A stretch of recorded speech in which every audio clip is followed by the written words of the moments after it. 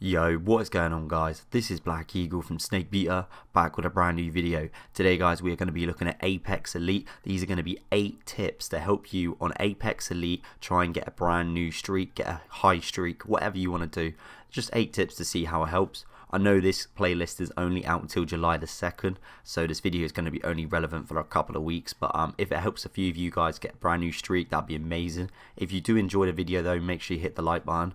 Comment down below any tips you reckon I've forgotten, anything that will help anybody else out that looks in the comments, and please subscribe guys. Apart from that, let's jump straight into the tips. Tip number 1, be in a squad of 2 to 3. There is no point doing Apex Elite as a solo. Okay, you're better off doing it in a duo or with 3 of you. Okay, if you can do obviously as a free, that's amazing. A majority of the time I play with just my mate Marco and we do duos. But if you can get the third, that's way better because it's better for the communication. It's better if you go down. Okay, you've just got a higher chance of managing to stay longer into the game, therefore increasing your Apex Elite streak. So yeah, first tip, be in a squad of 2 to 3. Tip number 2, think about the legends you know. Okay, so now basically we're going to be thinking about the legends that you know you can escape with, ones that you are familiar with. Don't pick a brand new legend for Apex Elite. It's not the best time to try and learn someone new. Okay, you're basically just trying to think of your main legends.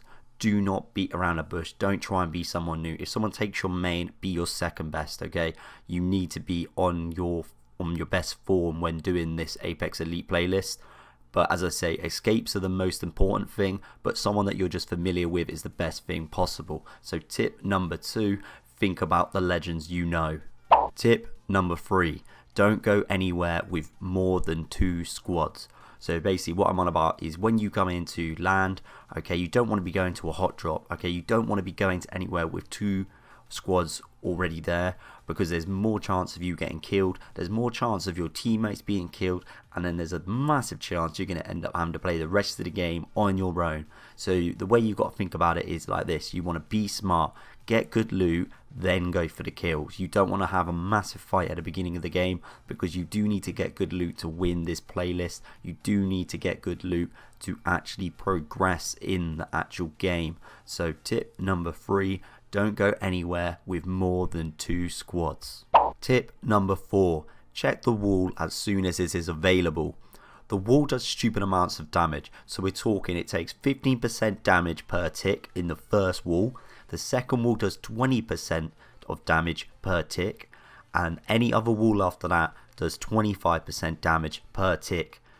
So we are talking a lot of damage. So if you're forgetting about the wall early on stages, okay, you are going to likely die if you leave it too long, if you've got a big distance to travel. So you basically, as soon as you land, as soon as the wall is available to see, you need to be thinking, right, how much time have I got? Am I already in the circle? Do I need to travel to the circle? Because the wall's going to come in eventually, and it is pretty quick, guys. It's not a slow wall. The idea is they're trying to push everybody into the circle quicker and just basically get people fighting quicker, because everyone's spreading out more in this game mode.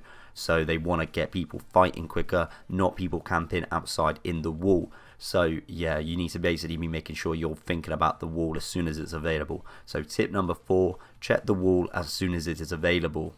Tip number 5, think weapons. Now my personal opinion is I would have 1 close range weapon, 1 long range weapon. The reason why I say this is because teams are sitting back more in this game mode. People are having more long range battles. They don't want to take the close range battle because they know as soon as they take a close range battle, they're going to get third party. Okay, you need to be thinking about those weapons. If you say have 2 close range weapons, you are going to be useless in a long range battle. Right, you need to just be thinking about those 2 weapons that you've got. I would recommend a sniper, say a longbow, a G7, or even a triple take, any of those type of weapons, so you can have a battle long range if you need to, and then have a close range weapon, Peacekeeper, R99, R301, those sort of weapons, so then when it does get close and personal, you are ready for them. But yeah, you need to be thinking about the weapons that you've got, because I say more people are sitting back. This is not as much as it used to be where everyone would rush in and have a close range battle. It's a lot of the time now I'm seeing the long range battles, people are sitting back. So tip number 5, think weapons. Tip number 6, don't be too aggressive. Like I just explained in tip 5, you don't want to be taking fights unless you can win, because there's so many people taking long range battles now. So if you see a team, you know you can win it, you've got the Peacekeeper, you've got good shields, take that fight. If you know you can win it quick and easy, get out, get the loot, no problem, do it. But I'm just saying, if you can see that there's a team that you know you've only got regular shields, they've got purple, what's the point in taking a fight? Don't be too aggressive. There is no problem with just leaving a fight if you are not confident enough, or if there's only, say for example, 2 of you and they have a 3-man squad. Don't be too aggressive. You need to get into the top 5 to get the point. So only take the fights that you need to. Do not be too aggressive. So tip number 6, don't be too aggressive. Tip number 7, know when to finish kills. If you can get the kill quick and easy, the guy's knocked down, he's got no knockdown shield up, do it. But end of the day, if the guy's got a purple knockdown shield up, okay, there's no point standing there spraying a whole clip into the guy who's down on the floor when the rest of your teammates are still fighting people.